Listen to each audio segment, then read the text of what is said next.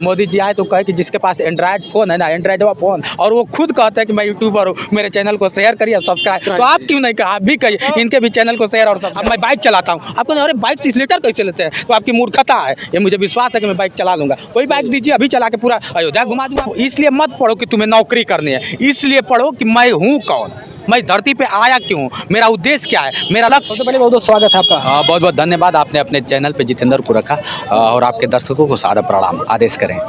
लोग कहते हैं कि लोग हाथ से विकलांग होते हैं, पैर से विकलांग होते हैं, लेकिन आपको कहना है कि लोग सोच से विकलांग होते हैं। राइट है, राइट है। आप कभी स्टेशन पे या फिर और कहीं चट्टी चौराहे पे देखे होंगे कि हाथ पैर पूरा मजबूत होता है और वो नंगा घूमता है। ऐसा कभी देखे माहौल? देखे होंगे, जरूर देखे होंगे। और नंगा घूमता होता है, उसे ये नहीं पता होता है कि मेरे तन पे वस्त्र हैं कि नहीं है, ये उसे नहीं पता होता है। सोचिए तो किस काम का हाथ पैर?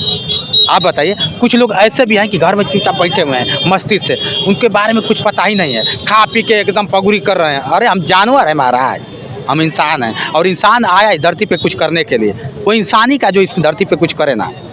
तो आप कैसे सोचे और कब से आपने स्टार्ट किया इस मीडिया लाइन में? नहीं देखिए, सोचने के बाद सबसे बड़ी चीज़ क्या थी कि मौलिक अधिकार है मेरा, सोचना नहीं, मौलिक अधिकार है। अगर आप पढ़े लिखे हैं के अनुसार बिल्कुल बिल्कुल, तो मौलिक अधिकार है, और मौलिक अधिकार को किसी की बाप की औकात नहीं है कि रोक पाएगा। अगर जहाँ हनन होगा वहाँ हम खड़े हो जाएंगे, ये मौलिक अधिकार बताता है। माइक लेके नहीं, ऐसे भी आवाज़ उठा सकते हैं, क्या रोक देंगे क्या आप हमको? जहाँ अगर देखेंगे करप्शन हो रहा है तुरंत आवाज़ उठाएंगे हम, फिर जो होगा देखा जाएगा। और खास तौर से मोदी जी आए तो कहे कि जिसके पास एंड्रॉयड फ़ोन है ना, एंड्रॉयड फ़ोन अब तो सबके पास हो गया है। पर जब वो आए तो कहे कि जिसके पास एंड्रॉयड फ़ोन है वो अपने आप में पत्रकार है, और वो खुद कहते हैं कि मैं यूट्यूबर हूँ, मेरे चैनल को शेयर करिए और सब्सक्राइब। तो आप क्यों नहीं कहा? आप भी कहिए इनके भी चैनल को शेयर और सब्सक्राइब करिए। तो आप क्यों नहीं कर सकते? नहीं, ये कोई बात कहने में दो राय नहीं है कि आपको देखने के बाद जो उत्साह नई पीढ़ी में दिखा, जिस प्रकार से आप बेबाकी से सवाल रखते हैं, सवाल उठाते हैं, बिल्कुल होना भी चाहिए। देखिए मैं क्यों नहीं, देखिए आज मोटिवेशन पे से लोग जी रहे हैं, तो आए दिन हमें लगता है कि देखते होंगे कहीं फांसी लोग लगा रहे हैं नौकरी ना मिलने से, तो बेरोजगारी की वजह से, तो कहीं माँ बाप के कठिनाइयों से, तो कहीं अगल बगल के, तो कहीं लड़कियों के प्यार में, ये सब तरह तरह का। तो ये मूर्खता है। हम तो कहते हैं पढ़ो, इसलिए मत पढ़ो कि तुम्हें नौकरी करनी है, इसलिए पढ़ो कि मैं हूँ कौन, मैं धरती पे आया क्यों, मेरा उद्देश्य क्या है, मेरा लक्ष्य क्या है। अपने आप को समझने के लिए पढ़ो, मत चक्कर में पढ़ो। जिस दिन आप अपने आप को समझ जाएंगे, दुनिया को बदल देंगे। और जो अपने आप को ही ना समझेगा वो दूसरे को क्या समझ पाएगा? सच है ना। और जो अपने आप पे विश्वास नहीं करेगा वो दूसरे पे कैसे भी? मुझे अपने आप पे विश्वास है कि मेरे हाथ नहीं है, मैं साइकिल चला लेता हूँ, और आप कहेंगे कैसे कैच करते हैं, तो आपकी मूर्खता है। मुझे विश्वास है। अब मैं बाइक चलाता हूँ, आप कहेंगे अरे बाइक से एक्सीलेटर कैसे लेते हैं? तो आपकी मूर्खता है। ये मुझे विश्वास है कि मैं बाइक चला लूँगा। कोई बाइक दीजिए, अभी चला के पूरा अयोध्या घुमा दूँगा आपको, मुझे विश्वास है। तो विश्वास की डोर शुरू से है सर, और विश्वास की डोर जिसकी टूट गई उसका समझ लीजिए ज़िंदगी छूट गई।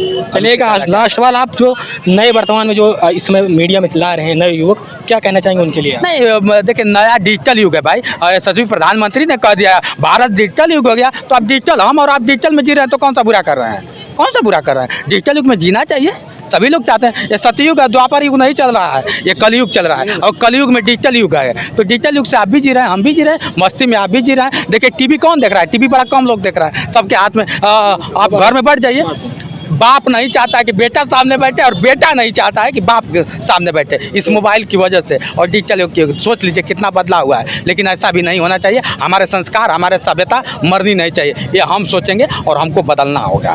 मोबाइल सब कुछ नहीं कर सकता है, माँ से बेटे को जुदा नहीं कर सकता है, अगर हम चाहेंगे तो, नहीं तो बाकी तो सब है चल रहा है।